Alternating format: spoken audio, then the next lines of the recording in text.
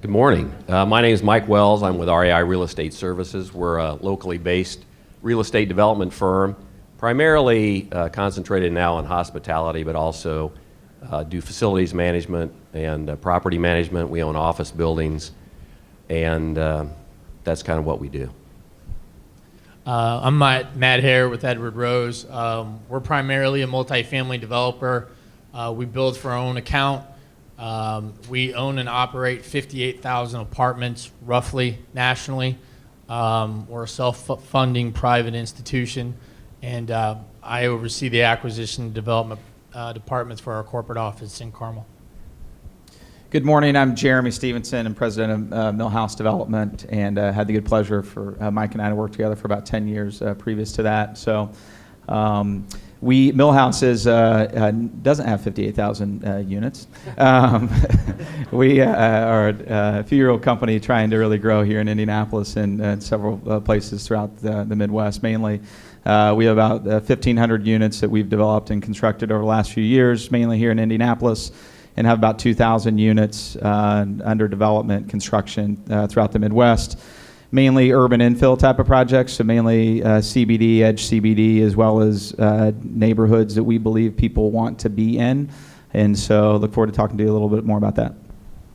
Good morning. I'm Boyd Zacola with Hokanson Companies. We're a 76-year-old company founded as a property management company, but our development activities are focused around medical and corporate office, and I really wish we were in the multifamily business today because it's very busy. Good morning. My name is Carrie Jackson. I'm an attorney at Barnes & Thornburg, and my law practice focus is mainly on counseling to clients in the dispute resolution and litigation arena as it relates to construction, development, and anything really that touches the real estate field. So we'll just go ahead and get started. I'm happy to be here on the panel today. And just to take off from the last question, we'll just get right started. Mike, why don't you tell us what's in store for the former GM stamping plant? Well, that's a good question. Remo, the answer to your question is basically if the Justice Center, we've taken the criminal out of it, by the way. It's just the Justice Center. Yeah, we did that for the neighbors, and it sounds a lot better. The current jail is located at a great site right across from the City County building. There'll be a bunch of people that want to try to redevelop that, so we think that's going to be a tremendous boost to that neighborhood over there. You've got Cummins coming to town, you've got the new apartments going up. So all that's a very positive thing. And then I think the fact that the city's successful in putting the Justice Center together, putting all those operations together, consolidating is going to be a great project. The GM stamping plant project's an interesting one. And we have some time to try to put that project together in spite of what you may have read in the paper, which makes it sound like it's a done deal. It's 104 acres. If you've been by the site, it's rough. It's a little rough right now. They're in the demo process. They're supposed to finish by the end of the year, take down all the buildings, clean it all up. All the environmental is supposed to be done. They say they can still do that. I'm not quite as confident that that'll happen, but it's in progress. And what you have, I think, is a site that's got 1,800 feet on the White River. We've traditionally in Indianapolis turned our back on the river, and I think it's time we finally, with the cleaning up of the river and some of those, it creates some great opportunities. So the first agenda item that we have is to try to see if we can't get Justice to kind of take the western side of the site, get that deal going forward. And then, and then we're thinking about potentially doing an amphitheater. For those of you that have been in Indianapolis for a long time, 25 years ago we had the opportunity to have an amphitheater downtown, and it didn't happen because there were a couple people that were very vocal against it. We think it's a great opportunity to bring 350,000 people downtown each year, stay in our hotels, go to restaurants, have a good time, not have to drive in Hamilton County, all those really positive things. And so we're going to try to make that happen. I can tell you that it's really bad when the neighbors support a Justice Center, but they don't want your project. That really means something. Your project must not be very good. They're a little concerned about traffic and some of the other things. So there's a lot of work yet to be done. But we think it's a site that needs to be developed, and when you kind of look at the overall aerial, it's so central, and the river is really, if you haven't had a chance to walk along the river down there, they have new running track area down there, and it's fabulous. So we're looking forward to it. We'll see if we can make it happen. Great. Jeremy, do you want to tell us a little bit about what's happening in the Indianapolis market for your company?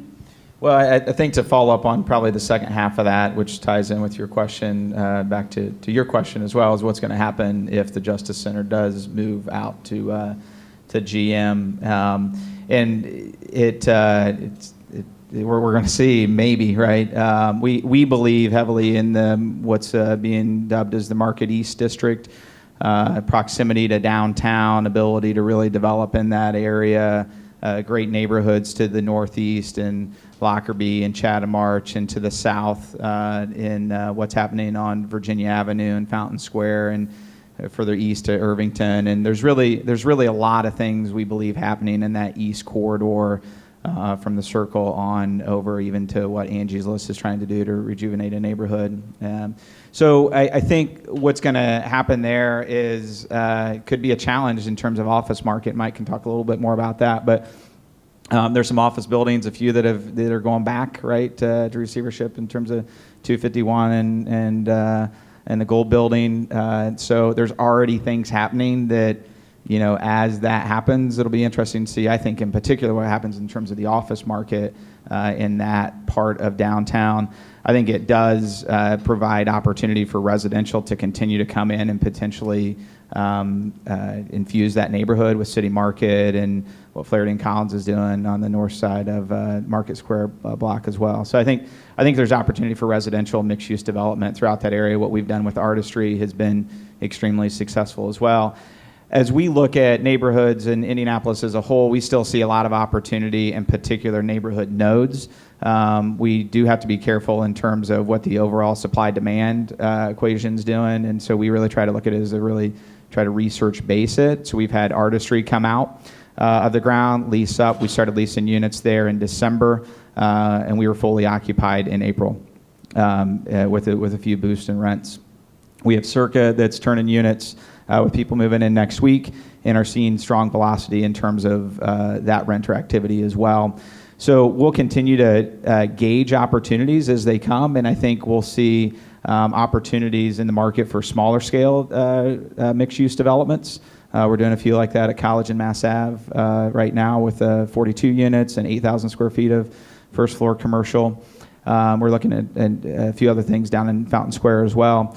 Then I think there's also an opportunity that we see is where's the market going in terms of rents in Indianapolis, and at some point, how much longer can we continue to push rents, and what about renters that can't afford those rents? And so I think there's things that need to happen in terms of that thought process to have more good affordable options downtown as well.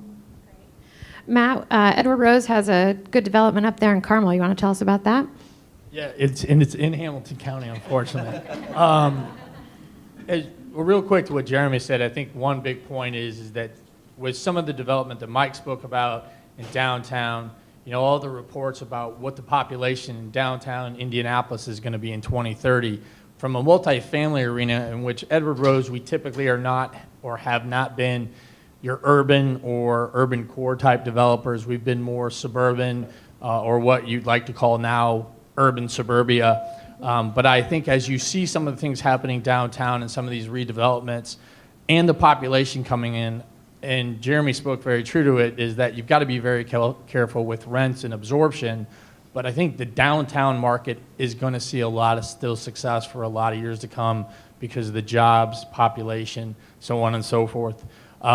We own a number of communities in Indiana, but we are national. We're building a project right now in Fishers at 106th and Lantern called Bella Vista. It's a 320 unit apartment building. It will be built in 2 phases.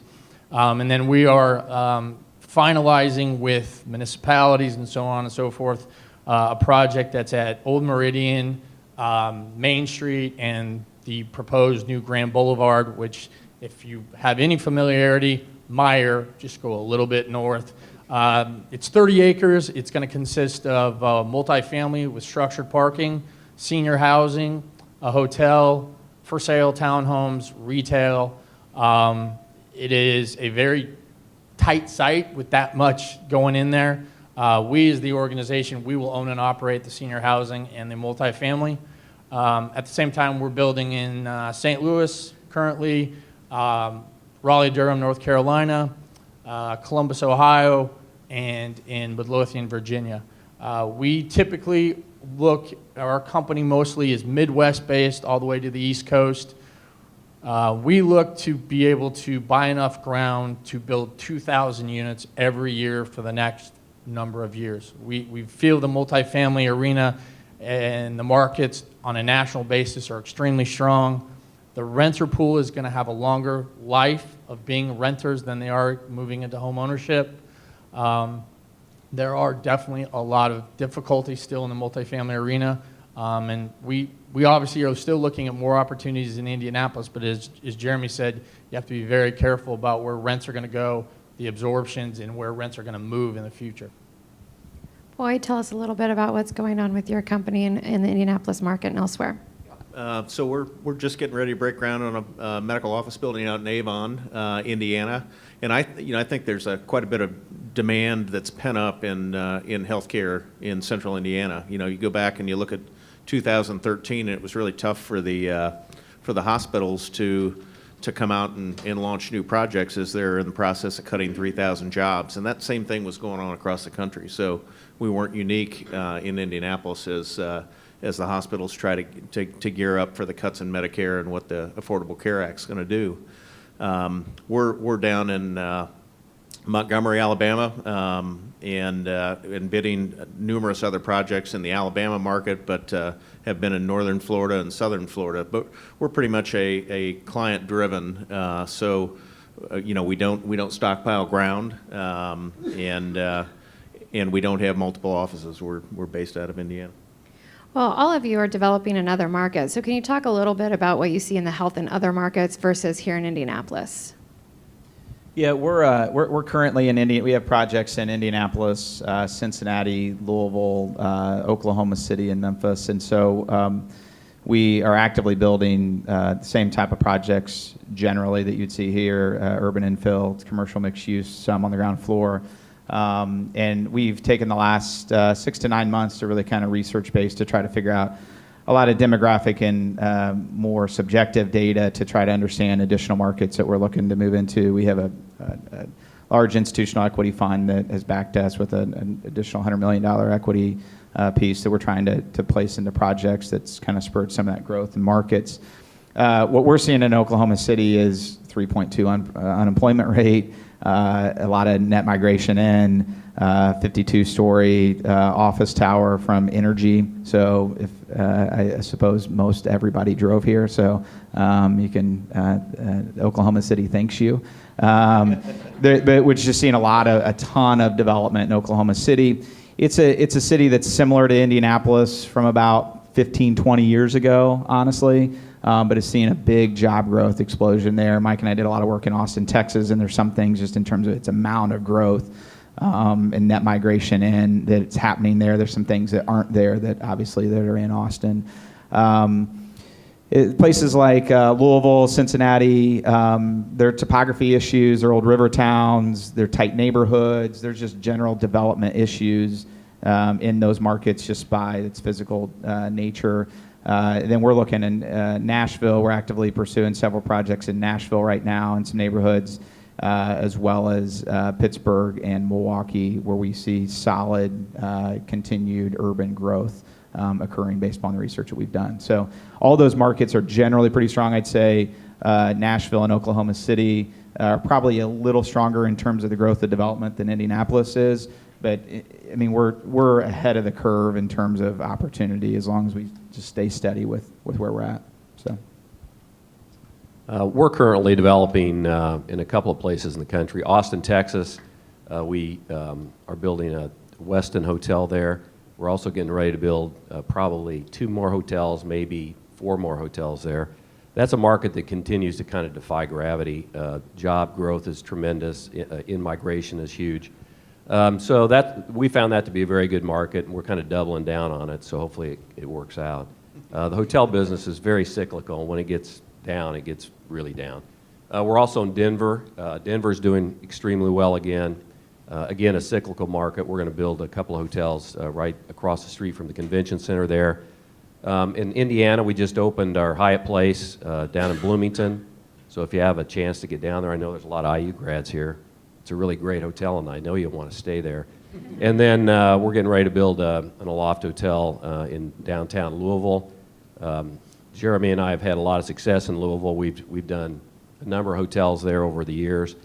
And currently we're doing some apartments right on the Ohio River. We built a marina, and because we had to get the land. It's not because anybody really wanted to use it. But we built a marina, and it's really cool, and you can look at your apartments. We're going to build like 350 units there, and we're going to continue to build on that site over the next 20 years probably, because it's about a 40-acre site. So we continue. We're looking at Nashville and a couple of other places too, but it's basically job growth. Indianapolis has been very steady, but from a hospitality standpoint, we've about run as far as we can go. The brands are mostly taken in downtown, and that's where the market is. So we probably won't. There's maybe one opportunity here in town we might go after at some point in time. But you know, Indianapolis is a good market in terms of it never gets really good and it never gets really bad. Whereas Denver well, we haven't really seen it in Austin. We saw it in the early 2000s with the tech crash. But, you know, Denver can get bad fast. For a while, we were in Phoenix, Arizona. It got bad in 3 days. So after that experience, I go there to play golf, and that is all. To be a little quiet, I mean, because Jeremy's a nice guy and everything, but Pittsburgh and Nashville, we're obviously looking into ourselves. Those are extremely strong markets in terms of new markets. That's all I'm going to say about those. We obviously continue to look in existing markets that we're in, Indiana, Ohio, Missouri, because when we typically build, we want to build more than one community in those markets because we do own and operate them. We also are a self-funding organization, so when we invest in a property, we're investing a lot of the family money into a property that we're going to own for decades, because along with owning 58,000 units, we haven't sold a property since the mid-'80s. So when we're looking at evaluating communities, markets, they have to make a lot of sense, so we do a lot on the front end due diligence. We also are looking in Florida. Some of Florida's come back in terms of some of the retail. Minneapolis has been a market that we are very entrenched in, with that many Fortune 500 companies that are there, the business growth, and that's, you can be what you call quasi-urban out to suburbia, along with some of the other markets Jeremy has mentioned we're looking at. And as we continue to look at that in new markets, we're trying to find 2 or 3 or 4 opportunities. Then in the next 5 years, we'll be able to say we have 1,500 units in that particular market that we transition over to management. I'm just hoping I can hop on his private plane to go to those markets. Touche. You know, Indianapolis is unlike, they got the vacancy rate down to 20% in Dallas, and they're building everywhere. We just aren't going to be that market because we've got a cap on rents, and I think if you look at the Chase Tower today, they still haven't gotten back up to where their pro forma rates were back in 1989 when they built that structure. So we're just, without the build-to-suits like Cummins, we're not going to see our skyline change. So when you're looking at different sites and in different markets, how do you make the decision between whether you're going to look downtown or suburban for the right market space? How do you make that decision? We're primarily focused on urban core stuff. We have done projects in places like Carmel, like Penn Circle, and we're looking at a few other somewhat suburban opportunities, but they got to be mixed use in nature. We think that's where people want to be. I think the challenge, honestly, is finding sites in some places. I mean, obviously, as development's occurring, there's opportunities are less and less. And so I think what you're seeing, even in places like Pittsburgh, I mean, Pittsburgh has seen, of any major metro, the largest number of lost blue-collar jobs, but their unemployment rate has held pretty steady because they've had a lot come in terms of technology. And so what you're seeing is a lot of people come in former industrial-related sites and repurposing and doing some of that, which I think will continue to happen. Mitchell and Scott, which is was at college in Mass Ave, where we're building Circa, moved just a little bit further out so we could redevelop that property. There'll still be opportunities like that, but they're hard to come because they're family businesses and stuff, and trying to get those to move. But we're mainly focused on urban core stuff. Yeah, we typically try to look at urban situations simply because we like to be where it's limited entry. And you never know what the market's going to do, but in the suburbs, it's so easy for, especially in the hospitality thing, you could put up a hotel, and if it does well, somebody else will put up 2 more until they don't do well anymore, and then you're stuck. So our formula kind of is we like to go after the really hard projects, try to get the sites that nobody else can put together, and then try to build. And that, for example, what we're doing in Louisville, we're catty corner to the Yum Center for our Aloft Hotel. Very hard to get any sites down there. Fortunately, a company went bankrupt, at least fortune for us. And it took a long time to work through the 47 liens that were on the property, but we eventually did, and it's going to be a great project. So that's the kind of stuff we like to do. I'd say that all the panelists are right on. I think one thing Jeremy said is spot on is, it's the land. I mean, whether you're in suburban, doing urban, I think the days of going and saying, oh, we're going to build a multifamily, as an example, we're going to build this great apartment building, you have to really understand what the residents want these days and what they're actually really wanting. I mean, we've seen in some parts of the country where the resident will tell their company, I only want to work 3 days a week and I'll take half my salary because I want to go biking and do all this other stuff, which means they don't want a 900 or 1,000 square foot apartment. They want a 575 square foot, fully loaded studio. And they want to be where they can walk out their door close to everything. In addition to that, I think the other challenge is and this is on a national basis, is you're looking at developments, you're looking at opportunities, and you know there's the other groups that are, whether they're merchant builders or out buying, it's chasing cap rates. And chasing cap rates in our market, especially for Jeremy and I, is one of the biggest functions that's affecting the ability to find the right sites to develop. Because in some marketplaces, Pittsburgh, as an example, a downtown deal in Pittsburgh sold for a sub-5 cap on a property that's okay. So you've got to really, for us, be aware of how those cap rates are being chased by institutions or private money and how those directly affect what we try to do. And for us, it's demand-driven. If you go down to a downtown urban site, they're expensive. You really have got to have quite a bit of density to be able to afford that ground. It's got structured parking. We're seeing more and more that. We talked about the P3s earlier, but parking is one of the big stressors on everything that we're looking at. And if you go down to an urban site, you have to have structured parking. And many of the projects that we're working on just simply don't have the density that are going to drive them downtown. And real quick, I think the other thing comes in collaborating, right? So Mike and I are looking at a few projects together where there might be a hotel component and a residential component where a landowner, we can't support it on our own. A hotel might not be able to as well.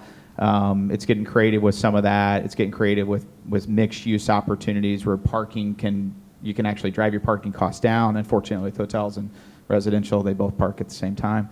But some of those kind of real mixed use opportunities to try to bring that cost basis down too. Well, you've all touched a little bit on some of the challenges you're facing with finding the right site. What other challenges are you seeing, getting a deal, off the ground and done? Well, I think, we've been saying this for 8 years now, 10 years, 12 years. Interest rates are going to go up. They are going to go up someday. And when that happens, bad things will start to happen to us. So what you're definitely going to see a rise at some point in time in interest rates, which means cap rates will go up, so values will drop.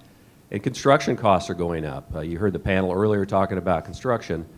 The Great Recession, from our vantage point, wiped out a lot of subcontractors that finally just gave up and went to work at Wendy's or something. But so they're not there anymore, and there's not as much competition, and pricing's going up, materials are going up. So when you start, it's really a heyday right now, but it never lasts. And so when you start looking at it, you say rising interest rates, rising cap rates, rising construction cost, rising land prices are going up, then you start to get a little bit more concerned. And that goes back to, again, you really only want to do the A sites, you only want to do the A projects. Capital's precious. We're in the developments that we're going forward on now, probably total about $360 million in hotels. That's a big bet, and they take a long time. So by the time we open one of those big hotels, somebody might bring down an airliner, makes people a little nervous, they don't go to hotels anymore, and you go from a 70% occupancy to a 40% occupancy overnight. We saw that happen in 9/11. The Great Recession, we saw hotels empty out in about 30 days. These guys, with apartments, the good combination, if you have hotels, apartments, and office, the hotel people can leave overnight, but they can also come overnight. Then you're a little bit more spread out on your apartments, and then of course your office. You don't get paid for office, but at least they can't leave very often. So. I think regulatory is a big challenge today. We have to design these things. If you're up in Carmel, if you're up in Fishers, you have a 100% design site before you can ever go in and see whether or not the Planning Commission likes what you're doing. So you're 5 months invested into the design before you can get your regulatory approvals. Impact fees continue to go up as these smaller municipalities that are growing, they're trying to figure out ways to fund their roads, to fund their sewers, to fund the water main extensions that they need to get out for these projects. And so I think those are some of the things that are stressing our deals as well. For us, capital has not been the issue. It is finding projects that underwrite to where we need them to underwrite. And 80% or more of our costs are in what you guys deal a lot with is construction. And so we're seeing tighter labor markets for sure. To Mike's point, you saw a lot of subcontractors go out in 2008, 9, and 10. Has that come back? It's a challenge as to whether it is. How much will subcontractors travel with you to markets? That's part of what we look at when we're even looking at other markets. Labor cost in markets. So unionized labor cost, it's crazy how much you can see swings in terms of construction pricing in terms of some of that. So it's really a tight labor construction market that we're seeing. It's not even so much on the material piece as it is just the labor side of what we're seeing. Yeah, they have all their points are correct, along with the panel before. For us, our organization, we are the general contractor for everything that we build. And to everyone's point, I mean, if it's marginal on what we're looking at as kind of a going-in return on our cost and what it's going to look on a 5-year, 10-year, 20-year internal rate of return, the philosophy that I have along with the other people within the organization is if it's marginal, pass, because there's no point to try to make a deal work if it's just never going to work, no matter how much you love the site. Because quite frankly, when that happens, some of the things Mike mentioned, one of those is going to occur, and then you're sitting there with a development that you can't lease, or you're going to lease, and their rents aren't going to get there, and so on and so forth. So best case scenario is make sure when I look at things, there's got to be more fluff in the numbers than accuracy. I want everything inflated higher, and the rents actually being lower. It makes us be able to be more constant to check ourselves if we're going to be able to actually make it work. Let's talk a little bit about public-private partnerships. What do you prefer in terms of people that you need to partner with? What are the differences between public and private partnerships? And on the public partnership side, how are those structured? I know there's a lot of creative ways to do it. What are you guys seeing? What's the trend in those types of relationships? Well, I think as Ken talked about earlier, it's a trend that's finally catching on in the United States. I've probably done a dozen public-private partnerships. On the hotel side, we find a number of communities that want a quote convention hotel, and it really doesn't necessarily pencil out for their community because either their rates aren't high enough or their convention business isn't strong enough.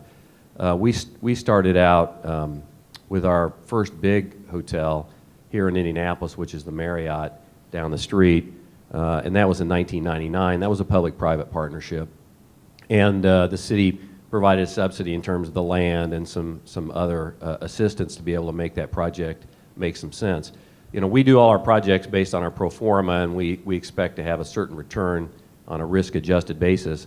And so what we do is we put all the costs in, and then we project what we think the income's going to be, and then the difference becomes a subsidy. And you have to do it open book and show the community that it actually makes sense. And one of the things, Jeremy and I are working on a potential public-private partnership in someplace in Kentucky. Lexington, Kentucky. Well, I didn't know we wanted to say, because these other guys will run down there and try to cut us out. But thanks, Jeremy.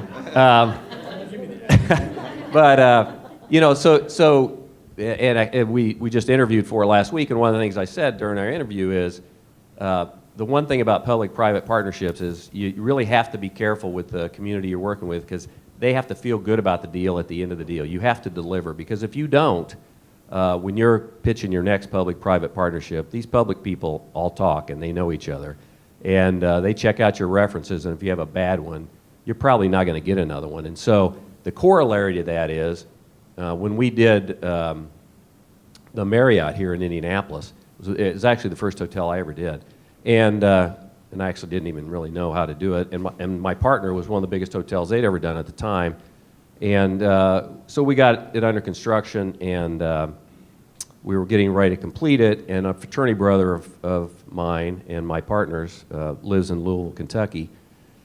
He called me and he said, I've been talking to the governor of the state of Kentucky, or the Commonwealth of Kentucky, and he would like to see your hotel because he'd like us to build him one. I said, sure, he can come up anytime, not a problem. And sure enough, here comes a Kentucky police car down the alley when we were building this building. He came out, toured the building, came down. He said, what do I have to do to get one of these? He was head of the National Governors Association. He wanted them to come to Louisville, but they didn't have a hotel they would stay in. So that was the beginning of, well, here's what it's going to take. We went down there, replicated what we did in Indianapolis, except we made it a little bit nicer. And then we took that model and we went to Austin, and we've gone to a bunch of other communities and done that. So it's the wave of the future. Cities don't have any money. They don't want to raise taxes. As Ken pointed out earlier, why do they want to own these buildings? I think the Justice Center, if it turns out to be the way it's supposed to turn out, will be one of the biggest P3s we've seen, and I think will be very successful.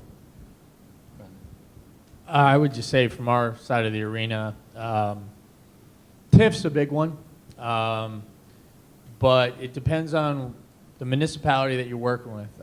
Typically, as I've listened to all the panelists, our organization, the way we are financially set up, we typically ever JV on anything. We use all our own money to buy land, construct everything. But TIF's important, but depending on where you are. As an example, in Carmel, you could get TIF, and you're going to get a split to the CRC, and you're going to get yours, but it's a question of who's going to back the TIF. Is the developer buying the bonds, or is it the city? That's a big one, because in other municipalities, such as, and I'll just throw this one out in case you want to ever check into it, Minnesota, if you want to get a TIF in Minnesota, if you develop or back it, they'll give you 96% of the proceeds. They only want 4% for their administrative costs. But you have to be able to show them what you need the TIF for. And it cannot be just for your property. Can't be because I need structured parking and I want to put a pool on the roof. You better be able to come to them and say, well, we're going to connect this road that's going to create connectivity and walkability through there. We're going to do infrastructure throughout. TIF's a really big wave in many municipalities in the multifamily arena that we can see a lot of these structured parking type deals get done, but you have to really understand the municipality that you're working with and what they really want out of the deal. And then, quite frankly, it comes down to, does your property, as an example, if you're doing a big mixed-use deal that's got hotel and retail and all that, do the properties that you're going to own and retain, does the debt service cover, or does your taxes cover the debt service? And then I think you can start making some estimations if TIF works for you or not. I think you also, real quick, have to understand in multiple municipalities what programs they do have to offer. So in Cincinnati, it's a tax abatement for lead abated projects, lead projects. So what's helpful for that, we're a general contractor as well, but even through subs, is for us to understand what's the premium to pay for a lead project. So does that really offset from a tax abatement standpoint? It does, but it's helpful for us to know that up front when we're negotiating or talking to a municipality. So we know that's the program there that's available. In Oklahoma City, it's a TIF program where a lot of the multifamily projects do get TIF. We know kind of generally what those are. It's different, though, in terms of when it comes in. And so you actually have to finance that up front.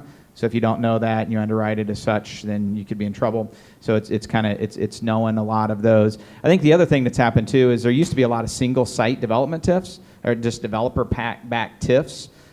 We're doing one of those in Memphis right now, and the challenge a little bit is that as we went out to banks and stuff, is that they said, well, there's been 5 projects throughout the country over the last few years that single site developments have gone away. So you have, you think once the project is up and going and it's paying taxes, that it's always going to pay taxes. But if it's wiped out by a natural disaster, then it's not paying taxes, right? And so that happened for this particular bank I'm not going to name, which has a presence here in Indianapolis, where they had 3 projects that this happened to. But when you dig into it, those 3 projects were in Joplin, Missouri. So it's educating, trying to be educated about what programs are available and what lenders, how they're shifting as well, because it can dramatically change the deal you kind of think you're getting set up for yourself. So We've used TIF and real estate tax abatement or have been the 2 predominant ones, but depending on the community you're in, STAR bonds, sales tax revenue bonds. If you're in a economically distressed area, there's all sorts of bond programs that are available that are very, very effective. Looking into the crystal ball, what do you guys see in terms of whether this trend, especially in multifamily, will continue unabated for a while, or whether we're reaching a peak? Hope so. yeah, we believe so in select submarkets. I think you got to be careful in some markets as a whole. We actually, when we were doing research on multiple markets, we basically said, okay, of the 25 markets that we looked at, we said the top 5 we're not even going to look at because we know everybody else is doing similar research, and there's no reason to try to chase that.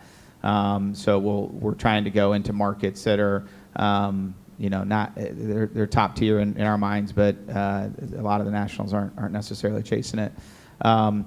We think it will. I think as many people I think would agree in this room or have heard over and over, there's just an influx of people back into the urban core kind of locations. There's people who are averse, or maybe not averse, but their risk tolerance in terms of owning might not be quite what it was several years ago, or the importance of it wasn't as what it is now.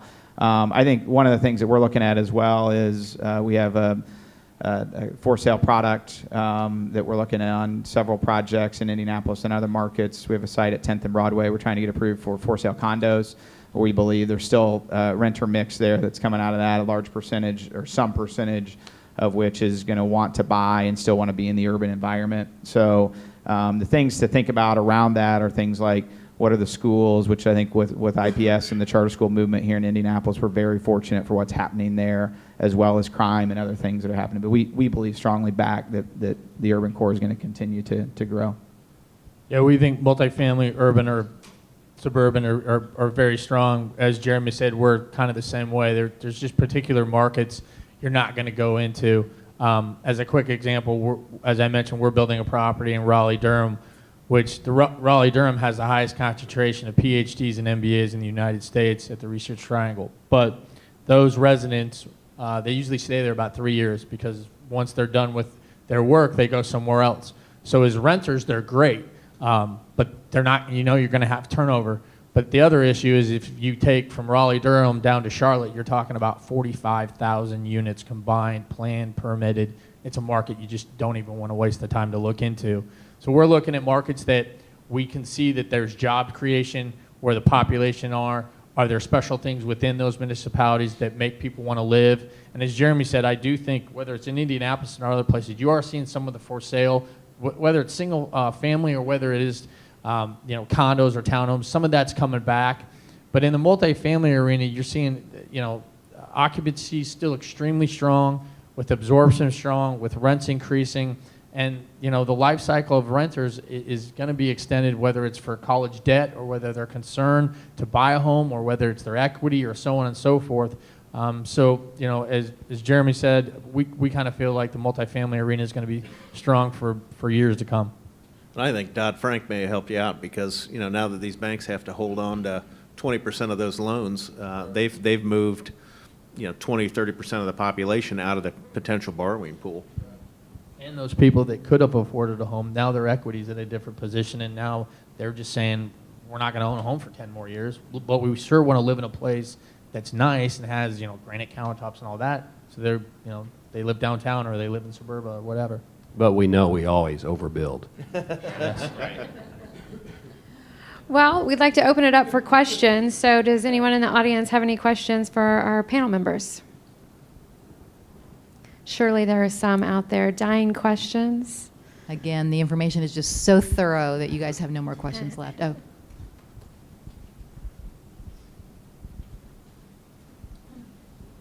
So I'll pose this question to Jeremy and to Matt. We recently passed on an opportunity in Zionsville to help a multifamily developer on a project, and the scope of the project was too big. Just everything was just too much at once, and the challenge was there was some infrastructure that was needing to be done around the street, and I'm just curious what you would offer up as guidance for a town like Zionsville on a site like that. Stay out. We have an apartment project up there. It's doing very well. But I wouldn't go up there. And it's in town. You know what I'm talking Yeah, about. yeah, I know exactly. And I think the challenge with a site like that is are things unrelated to market conditions. There are traffic issues. There's sewer issues. There's topography issues. There's those kind of things that I think it's a matter of trying to get a collective around a group. There's clearly market demand. I mean, Zionsville is perfect in terms of a type of location that we would look, and Buckingham has looked, and others have looked in terms of that site. But I got other challenges that are hard to solve that you almost need a collective to kind of come around, or to say what type of density can we make work there, and can we try to get the landowner to get, maybe reasonable with supporting that type of density, because it's just got other challenges mainly related to traffic, topography, or floodway issues, and sanitary sewer issues, so utility related issues. So, but it's to Mike's point, the Domain has been a great project for REI, and that market continues to grow with the vision that you guys have there. So, He's spot on. any other questions for our panel? No? Okay. You guys have anything else you want to say? Well, thank you very much. We appreciate it.